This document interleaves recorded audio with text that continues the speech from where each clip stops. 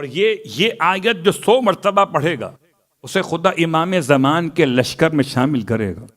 لفظ مد، مدہ یمدو، تمدید، اینچنا، اسے ہم اردو میں استعمال کرتے ہیں نثر اور اون کے معنی میں. چلیے آپ یوں سمجھ لیں ہیلپ، حالانکہ یہ لفظ کہیں اور نکل جائے گا، پھر اس کی عربی کچھ اور بنے گی. تو لفظ اون اور نثر میں فرق کیا ہے؟ اون کہتے ہیں اس مدد کو جو عام ہوتی ہے، نثر کہتے ہیں اس مدد کو جو خاص ہوتی ہے. کیا فرق ہوا؟ کہ ہر اون نثر کو شامل کر رہی ہے مگر ہر نثر اون کو شامل نہیں کر رہی. اور آسان کر لیتا ہوں، نثر کہتے ہیں دشمن کے مقابلے پہ مدد کو، اور اون کہتے ہیں ساری قسم کی امداد کو. دشمن کے مقابلے پر مدد ہو تب بھی اون کہلاتی ہے، اندر نفس پریشان کر رہا ہو اور تب آپ کسی سے مدد مانگیے تب بھی یہ اون کہلاتی ہے. اسی لیے جب سورہ الحمد کی تلاوت کرتے ہیں ایاک نعبد و ایاک نستنصر، کیا لفظ ہے؟ میں نے عربی سے استفادہ کرتے ہوئے صیغہ بدل دیا، نون سواد لے کر دیا. نہیں یہ تو نہیں ہے، پھر کیا ہے؟ کہ عین، یہ نون والا مسئلہ ہے، عین واو نون جب یا بن گیا. نستعین، اور اسی لفظ کو نثر کے عنوان میں تلاش کرتے ہیں سورہ مبارکہ بنی اسرائیل میں آیت نمبر 80. ہو سکتا ہے آپ سب کو زبانی یاد ہو، امام سے محبت ہے اتنی. اور یہ آیت جو 100 مرتبہ پڑھے گا اسے خدا امام زمان کے لشکر میں شامل کرے گا.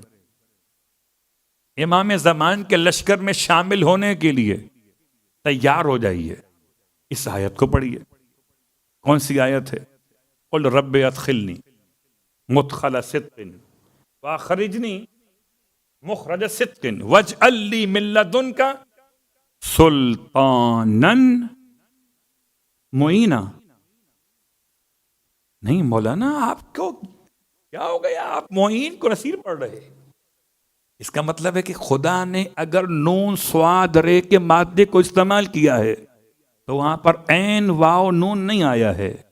معین اور ہے، نصیر اور ہے. اللہ اکبر. حبیب آپ کہیے اپنے رب کی بارگاہ میں ادخلنی مدخلا صدقین، کہ مجھے داخل کر سچائی کے ساتھ، وہ اخرجنی مخرجہ صدقین، مجھے نکال سچائی کے ساتھ، وَاجْعَلْ لِي مِن لَدُنْكَ سُلْطَانًا نَصِيرًا، اور میرے لیے قرار دے اپنی بارگاہ سے ایسا مددگار جو سلطان ہو. سلطان کا مطلب نام سلطان نہ ہو بلکہ توانائی کے لحاظ سے، طاقت کے لحاظ سے مسلط ہو سکتا ہو دشمن پر. مجھے نصیر چاہیے، ناصر نہیں. ناصر اور ہے، نصیر اور ہے.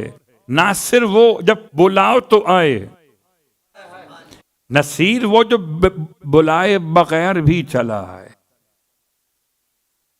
میدان میں سب تھے، ناصر نصیر نہ تھا، اس لیے خدا نے کہا نادے علی.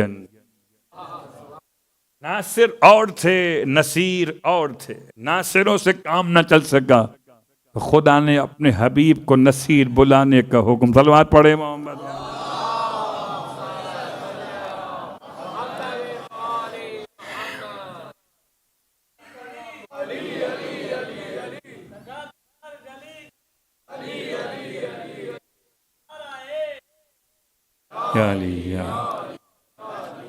تو یہ آیت کا ترجمہ یثبت اقدامکم. اس لیے اتنی بات میں نے آپ کی خدمت میں کھول کے بیان کی کہ لفظ نصر کو استعمال کیا دعائے افتتاح کے اندر بھی.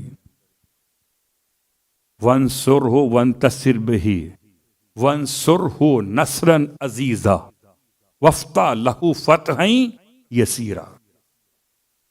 اس کو استعمال کیا. ہر روز صبح کی نماز کے بعد جو زیارت امام زمان پڑھی جاتی ہے، ہر روز صبح کی نماز کے بعد. ہمارے یہاں اس کا معمول بہت کم ہے، البتہ نجف میں مولائے کائنات کے حرم میں اب یہ سلسلہ شروع ہوا کہ ہر روز صبح کی نماز جماعت مکمل کرنے کے بعد مخصوص زیارت امام زمان کی. اس کے آخر میں امام کے ساتھ اظہار تجدید بیعت کیا جاتا ہے. اس میں بھی جملہ وَاجْعَلْنِي مِنْ أَنصَارِهِ. زیارت عاشورہ میں البتہ اس سے مختلف ہے. فَأَسْأَلُ اللَّهَ الَّذِي أَكْرَمَ مَقَامَكَ وَأَكْرَمَنِي بِكَ أَن يَرْزُقَنِي طَلَبَ سَارِقٍ مَعَ إِمَامٍ مَنْصُورٍ مِنْ أَهْلِ بَيْتِ محمد صلی اللہ علیہ وآلہ.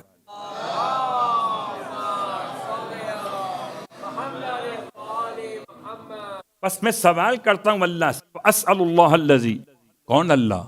اکرم مقامک، اے ابا عبداللہ، جس نے آپ کے مقام کو مکرم قرار دیا، وہ اکرمنی بک، اور آپ کے ذریعے سے ہمیں مکرم کر دیا ہے، ان یرزقنی، کہ وہ ہمیں عطا فرمائے، طلب سارق، کہ ہم آپ کے خون کا انتقام لیں، مع امام منصور، اس امام کے ساتھ جو ناصر نہیں ہے، منصور ہے.